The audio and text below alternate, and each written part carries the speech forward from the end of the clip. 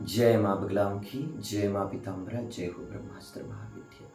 मैंने माँ भगवती बगलामुखी माता जी को कैसे पाया, मैंने माँ बगलामुखी देवी के मंत्र को कैसे आत्मसात किया, यही सत्य घटनाएं आप सभी को बताते रहता हूँ। प्रिय भक्तजनों, मैंने माँ बगलामुखी देवी को कैसे पाया, इस साधना सीरीज को चलाने से पूर्व मैंने ये सीरीज भी चलाई थी कि मैंने माँ कामाख्या देवी को कैसे पाया। प्रिय भक्तजनों, मेरा जो पिछला जन्म था, मेरा जो पिछला जीवन था, आसाम गुवाहाटी की वादियों में ही गुजरा। वह माँ भगवती कामाख्या देवी की वादियों में ही गुजरा। वह जीवन माँ कामाख्या देवी के दरबार के आसपास ही गुजरा। और पिछले जन्म में भी कई पुरुष शरण मैंने माँ भगवती पीताम्बरा देवी, माँ बगलामुखी देवी का जाप किया। और माँ कामाख्या दरबार के पास ही माँ बगलामुखी देवी का भी गुप्त पीठ है। प्रिय भक्तजनों, माँ बगलामुखी देवी का अपार आशीर्वाद मेरे जीवन में। पिछले जन्म में मेरा जन्म आसाम गुवाहाटी के किस स्थान पर हुआ था, पिछले जन्म में मेरी पत्नी कौन थी, पिछले जन्म में मुझे अंत हृदय से कौन प्रेम करता था, कौन मेरा साथी था, वह सब कुछ भी माँ बगलामुखी माँ की अनुभूतियों से मुझे ज्ञात हो चुका। प्रिय भक्तजन, पिछले जन्म में अगर कोई नारी मेरी पत्नी रही होगी और वो मुझे इस जन्म में वापस मिल जाए और अगर वो मुझसे सहायता मांगती है तो मैं क्या उसे सहायता नहीं प्रदान करूँगा। मेरे जीवन में ऐसी कई घटनाएं हैं, कई ऐसी रहस्यमय घटनाएं हैं जिन घटनाओं को मैं इस सोशल मीडिया पर प्रस्तुत नहीं कर सकता हूँ। ऐसे ही हमारे सनातन धर्म की भी कई कहानियाँ हैं, उन कहानियों को इस सोशल मीडिया पर हम खुलकर प्रस्तुत नहीं कर सकते हैं। जैसे भगवान श्री कृष्ण ने माँ राधा जी के साथ भी विवाह किया। वे माँ राधा जी को बहुत चाहते थे, बहुत प्रेम करते थे, लेकिन उसके बाद भी उनका जो जीवन है रुक्मणी के साथ, जामवंती माता जी के साथ, सत्यभामा माता के साथ गुजरा।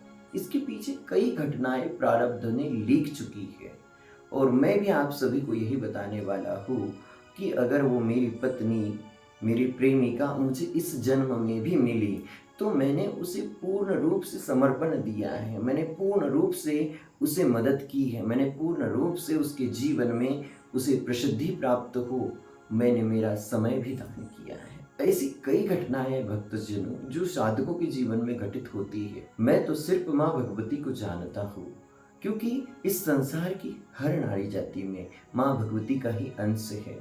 और हमारे जीवन में भी माँ बगलामुखी माँ की शक्ति हमें 3 प्रकार से प्राप्त होती है। जैसे पहली शक्ति हमें माँ के रूप में प्राप्त होती है, दूसरी शक्ति हमें बहन के रूप में प्राप्त होती है और तीसरी शक्ति हमें पत्नी के रूप में प्राप्त होती है, चौथी शक्ति हमें बेटी के रूप में प्राप्त होती है। इस संसार की हर एक नारी के अंदर शक्ति समाहित होती है। इस प्रकार से इस संसार की हर एक पुरुष के अंदर भगवान शिव का ही अंश समाहित होता है। एक स्त्री के जीवन में पुरुष भगवान रूप में, पिता रूप में होता है, भाई रूप में होता है, पति रूप में होता है, पुत्र रूप में होता है। लेकिन इन रहस्यों को जानने के लिए, इन रहस्यों को समझने के लिए हमारे भी ज्ञान चक्षु जागृत होना चाहिए। भगवान श्री कृष्ण ने अर्जुन की ज्ञान चक्षु जागृत किए थे, तब जाकर उनके विराट स्वरूप का दर्शन कर पाए।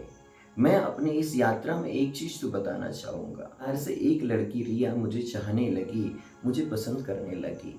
ऐसा नहीं है कि मुझे कोई पसंद नहीं करता, मेरे चाहने वालों की भी कमी नहीं है। कई ऐसे लोग हैं जो मुझे प्रेमी के रूप में चाहते हैं।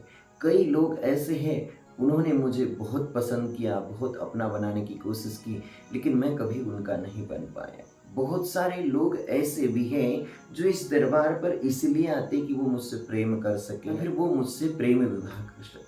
लेकिन मैं उन सभी का भी आदर करता हूँ, मैं उन सभी को भी सम्मान देता हूँ जिन्होंने मेरे भीतर कुछ देखा, जिन्होंने मुझसे प्रेम किया, किसी ने मुझे पति भी माना है।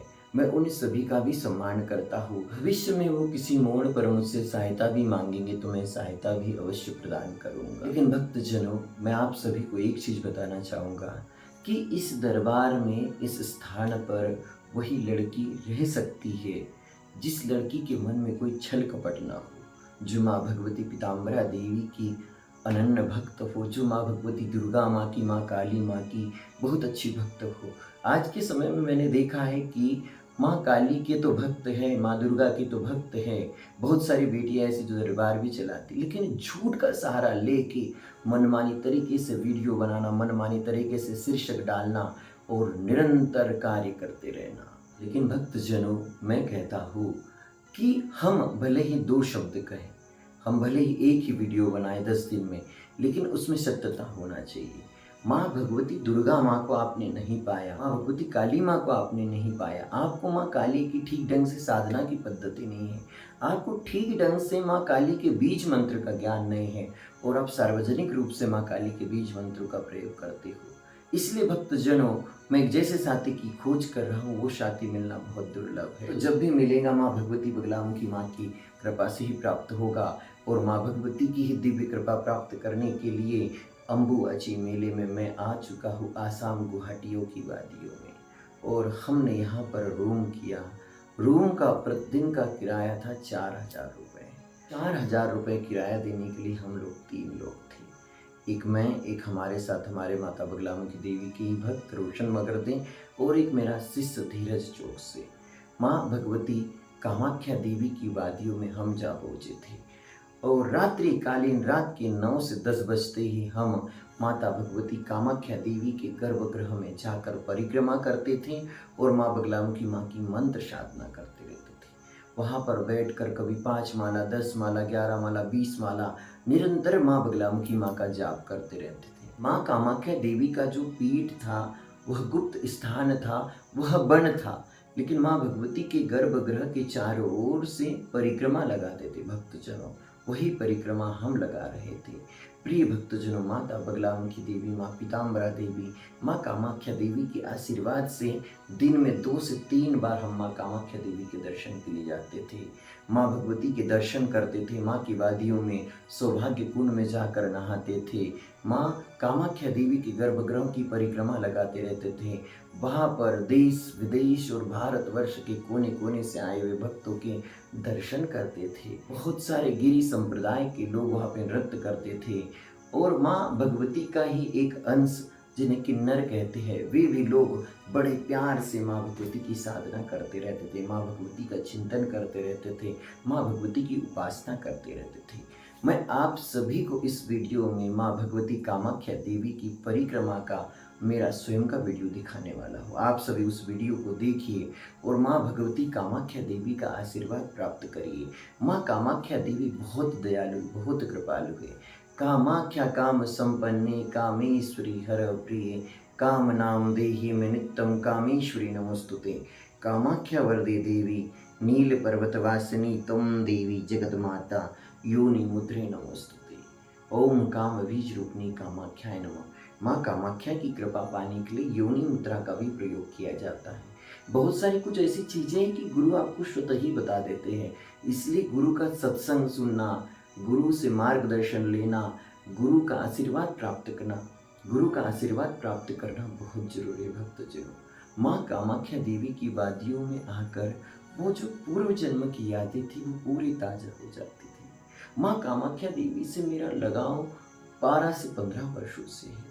जब मैं पहली बार माँ भगवती अम्बा देवी के दरबार 2012 में गया था, तब मुझे पता चला कि माँ अम्बा देवी के दरबार की भी जो मूल शक्ति वो कामाख्या देवी है और एक गर्भगृह की गुफा में माँ भगवती कामाख्या देवी विराजमान है। मैंने उस स्थान पर जाने की कोशिश की, लेकिन पूर्ण रूप से नहीं जा पाया। आधे ही स्थान तक की यात्रा के कारण रविंद्र का जीवन इतना धन्य हो गया। आप सभी माँ बगलामुखी देवी, माँ पीताम्बरा और 10 महाविद्याओं के भक्तों से कहूँगा कि मेरे जीवन को जानना और मेरे जीवन को समझना बहुत मुश्किल है भक्तजनों। जहाँ पर बड़े बड़े योगी मुनि महात्मा भी जाकर तप नहीं कर सकते हैं, जहाँ पर बड़े बड़े योगी मुनि महात्माओं की बुद्धि स्तंभित हो जाती है, उस स्थान पर मुझे मेरी माँ बगलामुखी माँ ने पहुँचाया।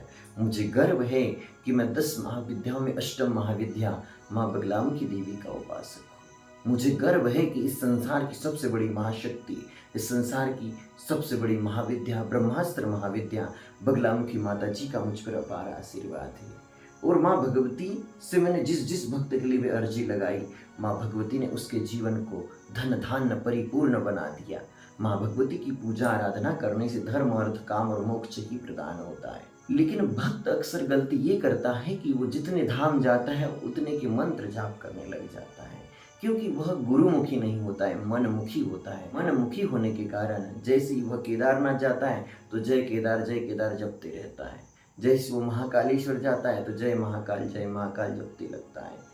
जैसे वो सोमनाथ जाता है तो जय सोमनाथ जपने लगता है। लेकिन उसे नहीं पता है कि ओम नमः शिवाय बोलने से विश्व के किसी भी कोने में भगवान शिव विराजमान हो, प्रकट हुए हो, वो आपकी पुकार जरूर ही सुन लेंगे। इसलिए आप सभी लोगों को गुरु परंपरा से साधना करना चाहिए। आप सभी लोग मेरी माँ कामाख्या देवी के दर्शन की वीडियो देखिए।